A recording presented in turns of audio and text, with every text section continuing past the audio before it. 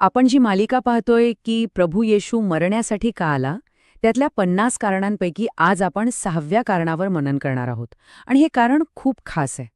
ते म्हणजे आपल्या प्रत्येकासाठी त्याचं स्वतःचं अगदी वैयक्तिक प्रेम प्रकट करण्यासाठी तो आला. चला ह्यात जरा खोलवर जाऊया.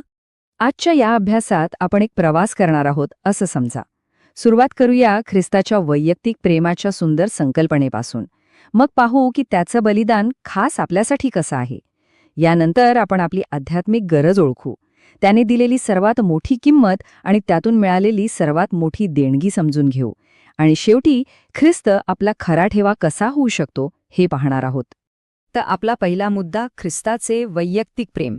बघा, ख्रिस्ताचा मृत्यू हा केवळ पित्याच्या प्रेमाचं प्रकटीकरण नव्हता, तर तो स्वतः ख्रिस्ताच्या प्रेमाची सर्वोच्च अभिव्यक्ती होती. हे प्रेम किती वैयक्तिक आणि किती खोल आहे हेच आज आपण पाहणार आहोत. हे वचन बघा, ते ख्रिस्ताच्या मृत्यूला थेट त्याच्या प्रेमाशी जोडतं. त्याचं बलिदान ही केवळ एक दुःखद घटना नव्हती, तर ते पित्याला अर्पण केलेलं एक सुगंधी अर्पण होतं, म्हणजे एक पवित्र आणि अतिशय प्रिय अशी भेट. यावरूनच त्याच्या प्रेमाची शुद्धता आणि त्याची खोली आपल्या लक्षात येते. बरं, आता पुढे जाऊया आणि पाहूया की हे प्रेम नक्की किती वैयक्तिक आहे. म्हणजे ते फक्त एका समूहापुरतं मर्यादित आहे की ते थेट आपल्या हृदयापर्यंत पोचतं. इथे बायबल सांगतं की ख्रिस्ताने संपूर्ण मंडळीवर म्हणजे विश्वासणाऱ्यांच्या समूहावर प्रेम केलं आणि स्वतःला दिलं. ही खरंच एक खूप व्यापक आणि सुंदर कल्पना आहे. पण हे प्रेम इथेच थांबत नाही. येशू स्वतः म्हणाला की तो अनेकांसाठी आपला प्राण द्यायला आला. हे ऐकल्यावर मनात एक प्रश्न येतोच नाही का, की त्या अनेकांमध्ये माझा समावेश आहे का? हे प्रेम माझ्यापर्यंत पोचतं का? आणि इथे इथे आपल्याला त्या प्रेमाचं सर्वात वैयक्तिक स्वरूप दिसतं. विचार करा, प्रेषित पावलासारखे सुरुवातीचे ख्रिस्ती साक्षीदार केवढा प्रचंड छळ सोसत होते ते, पण त्यांना सामर्थ्य यात सत्यातून मिळत होतं. ते म्हणत होते, त्याने माझ्यावर प्रेम केलं आणि माझ्यासाठी स्वतःला दिलं. हेच सत्य आहे जे निरर्थकतेच्या भावनांवर मात करण्यासाठी एक शक्तिशाली शस्त्र आहे.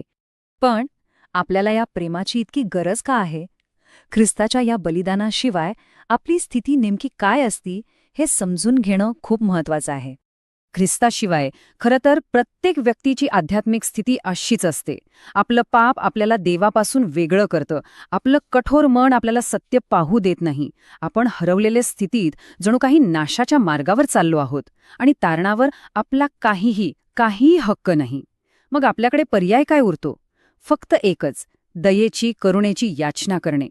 ह्या अशा दयनीय अवस्थेतून बाहेर काढण्यासाठी ख्रिस्ताने एक खूप मोठी किंमत मोजली. आपण आता पाहूया की या प्रेमासाठी नक्की काय मोल दिलं गेलं. आपण आधी पाहिलं त्याप्रमाणे त्याचं बलिदान हे पित्यासाठी एक सुगंधी अर्पण होतं. याचा अर्थ काय, तर त्याच्या आज्ञाधारकतेने आणि पवित्रतेने देवाला खूप आनंद झाला. त्याने स्वतःला एक परिपूर्ण आणि प्रिय भेट म्हणून अर्पण केलं. हीच ती सर्वात मोठी किंमत होती. आणि हे चित्र तर बघा, सगळं काही स्पष्ट होतंय. एका बाजूला आपली दयनीय अवस्था, हरवलेले, नाशाच्या मार्गावर, कोणताही हक्क नसलेले. पण दुसऱ्या बाजूला ख्रिस्तानं दिलेली देणगी पहा, सर्वकालिक जीवन, देवाची मुलं होण्याचा अधिकार आणि सगळ्यात महत्त्वाचं त्याचं गौरव पाहण्याची संधी. किती मोठा बदल आहे हा. चला तर मग ह्या सर्वात मोठ्या देणगीबद्दल आणखी थोडं जाणून घेऊया. ही देणगी नेमकी आहे तरी काय, जी इतक्या मोठ्या किमतीने विकत घेतली गेली? ही आहे ती सर्वात मोठी देणगी. आणि हे शब्द स्वतः येशूच्या प्रार्थनेतली आहेत. त्याची इच्छा आहे की आपण सर्व काळ त्याच्यासोबत असावं आणि त्याचं गौरव पाहावं. म्हणजे सर्वकालिक जीवन म्हणजे फक्त अनंत काळ जगणं नाही, तर ते जीवन ख्रिस्ताच्या सानिध्यात त्याचं सौंदर्य आणि गौरव अनुभवत जगणं आहे. आणि ह्याच देणगीचा एक महत्त्वाचा भाग म्हणजे आपल्याला देवाची मुलं होण्याचा अधिकार मिळतो. जसं योहान 1:12 मध्ये म्हटले, ज्यांनी त्याला स्वीकारलं त्यांना त्याने हा अधिकार दिला. म्हणजे आता आपण केवळ दास नाही, तर त्याच्या कुटुंबाचे सदस्य बनतो. तर आता सगळ्यात महत्त्वाचा प्रश्न येतो की हे वैयक्तिक प्रेम आणि ही महान देणगी आपली कशी होऊ शकते? ख्रिस्त आपला खरा ठेवा कसा बनू शकतो? देवाचं वचन आपल्याला अगदी स्पष्ट मार्ग दाखवतं. पहिली पायरी, प्रभू येशूवर विश्वास ठेवा. दुसरी, त्याच्या नावाचा धावा करा, म्हणजे मदतीसाठी त्याला बोलवा. आणि तिसरी आणि सगळ्यात महत्त्वाची, त्याला आपला तारणारा म्हणून स्वीकारा. याच साध्या पावलांनी आपण त्याच्या प्रेमाच्या कक्षेत येतो. आणि जेव्हा आपण असं करतो तेव्हा आपल्या हृदयात ही महान वास्तविकता जणू ओसंडून वाहू लागते.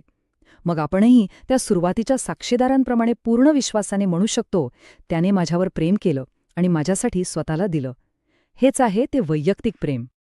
तर शेवटी हा एकच प्रश्न उरतो जो प्रत्येकाने स्वतःला विचारायला हवा. ख्रिस्त माझा खरा ठेवा आहे का? त्याचं प्रेम आणि त्याचं बलिदान हे माझ्या जीवनातलं सर्वात मौल्यवान सत्य आहे का?